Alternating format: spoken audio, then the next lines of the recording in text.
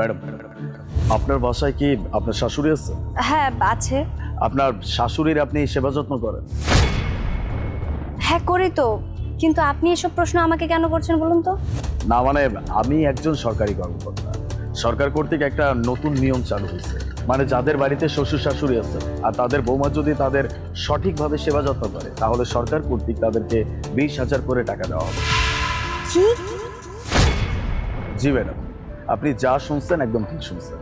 মানে প্রত্যেকটা সংসারে শ্বশুর শাশুড়ির কত রকমের খরচ, বুড়ো মুরব্বী যারা আছে তাদের অনেক খরচ আছে, যেমন তাদের সেবা যত্নের খরচ, তাদের ওষুধপত্রের খরচ, তাদের শরীর খারাপ হলে তাদেরকে হাসপাতালে পর্যন্ত নিয়ে যেতে হয়, মানে যাবতীয় যত খরচ আছে এই সব কিছু নিয়ে সরকার চিন্তা করছে, চিন্তা করে এই সিস্টেমটার কথা চিন্তা করছে। কি বলছেন আপনি? 20,000 করে টাকা দিবে সরকার, তাও কিনা আবার প্রতি মাসে? জি ম্যাডাম, আপনি মনে করেন না যে এটা হচ্ছে সরকার কর্তৃক প্রতি মাসে 20,000 টাকা একটা পেনশনের সিস্টেম করা হচ্ছে। আমি তো আমার শাশুড়ির সেবা করি, আমি সব সময় ওনার সেবা করি, এবং কি রাতে ঘুম থেকে উঠে আমি চেক করি যে উনি ঠিকঠাক আছে কিনা। আমি তো ওনাকে সেবা করি কারণ আমি তো ওনার ছেলের বউ, আর আমি তো ওনাকে শাশুড়ি মনে করি না, শুধু মনে করি উনি আমার মা, তাই না?